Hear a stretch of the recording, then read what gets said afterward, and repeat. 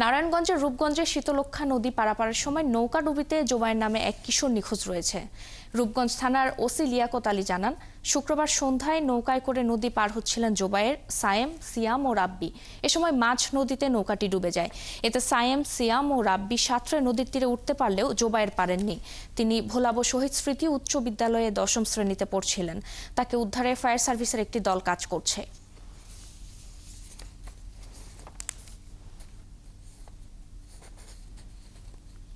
এই বিষয়ে আরো জানাতে আমাদের সাথে রূপগঞ্জ থেকে যুক্ত হয়েছেন সহকর্মী রিয়াজ হোসেন। রিয়াজ, উদ্ধার কাজ শুরু হয়েছে কিনা, চলছে কিনা আমাদের জানাবেন, এবং নিখোঁজ কিশোরের স্বজনদের কারোর সাথে আপনার কথা হয়েছে কি?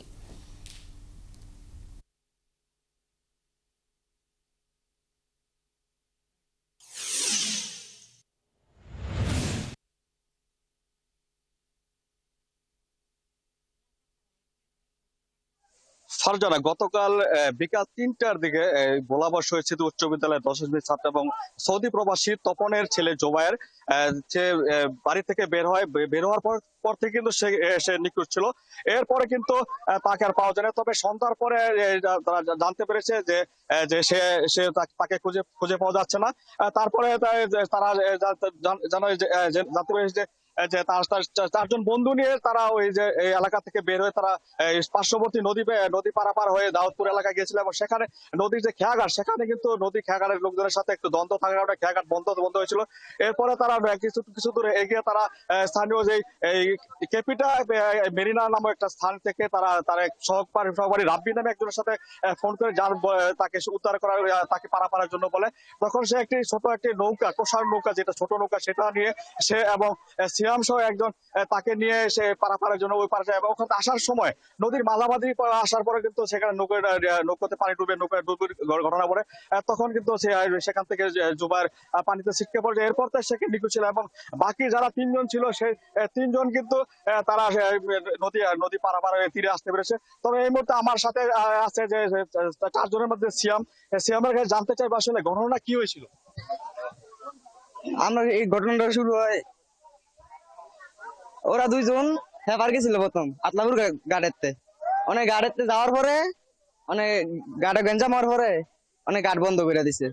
অনেক হেরা কোনো উপায় পাইতেছিল না এই সাইডে আওয়ার। অনেক তো যে কোনো ভাবে আইতে দিব এলাকা হেরা এই সাইডে আইছে, আইতে ওই যে এই সাইডে আইছে। আওয়ার পরে ওই রাবি যার বন্ধু হেরা ফোন দিছে। ফোন দেওয়ার পরে কয় ভাই আমি বিপদে পড়ছি, আঙ্গুরে লয়ে যা। অনেক হ্যাঁ রাব্বি এসে একলা, অনেক হ্যাঁ তো কিছু কইতেছে না, এলাকা হ্যাঁ আমার বাইক গেছে। আমার বাইক গিয়ে কয় যে ভাই আমি একলা, আমি তো যাইতাম না, সন্দেহ হয়ে গেছে গা, তুই আমার লগে আয়। তো আমিও কিছু না ভাববা হ্যাঁ লগে গেছি। অনেক সুন্দর মতন গেলাম দুজনে। যাওয়ার পরে হেরা দুইজন এই সাইডে আইছিল, হেরা পরে উঠছে আঙ্গ কোষাত। মানে আমরা আগের থেকে যে কোনো লড়াচড়া করিস না, কোষার একটু ছোট তো আমরা আইছি সুন্দর মতন মাছ বরাবর আয়া করছি। মাছ বরাবর আওয়ার পরে যে ডুবে গেছে জোবায়ের, হয় শুরু করছে কি মোবাইলে ভিডিও শুরু করছে। তো ভিডিওতে সঙ্গালা করতেছে, আমরা সব তো বকতাছি যে ভাই ভিডিও করিস না, এই ভিডিও লইয়া একটু লড়াচড়ি হইলে ডুবে যাইতে দেখা। তারপরে কথা না হই না ভিডিও শুরু করছে।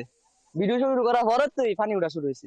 আলা যে সঙ্গালা পানি উঠা শুরু হয়েছে, লগে লগে মোবাইলটা বন্ধ করছে। বন্ধ করার পরে কিন্তু অনেক তারা পানি উঠতেছে, ওই আমরা হিচতেছি কিন্তু পানি আর কমাইতে পারতাছি না।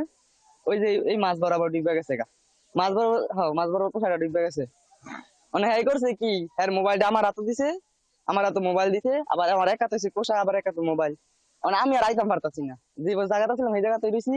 আর হ্যাঁ আগে করছে, অনেকটা আগে। ফারজানা, আপনি শুনতে পেরেছেন যে আসলে নদীর মাঝামাঝি আসার পরে তারা যে মোবাইলে ভিডিও করার বিষয়কে নিয়ে তারা নৌকা যখন পানি ভরে যায় তখন কিন্তু নৌকায় ডুবুরি ঘটনা পড়ে, সেখান থেকে জোবায়ের ছিটকে নদীতে পড়ে যায়। তো তাদের পরিবারের একটা অভিযোগ যে তাদের পার্শ্ববর্তী যে রাব্বিদের নানাদের সাথে তাদের পারিবারিক একটা দীর্ঘদিন দ্বন্দ্ব চলে আসছে। তারা বলছে যে হয়তোবা তাকে পরিকল্পিত হত্যা করা হয়েছে, নাকি নৌকাতে ডুবে সে অস্বাভাবিক মৃত্যু ঘটেছে। সেই বিষয়টা আসলে পুলিশের তারা দাবি জানিয়েছে, পুলিশ তদন্ত করে তাদের সুষ্ঠু সেই ব্যবস্থা জন্য তারা দাবি জানিয়েছে। তবে একটু আগে আমরা দেখতে পেয়েছি ডুবুরির একটি দল কিন্তু ঘাটে এসে উপস্থিত হয়েছে। তারা একটু কিছুক্ষণের মধ্যে তারা উদ্ধার অভিযানে নামবে।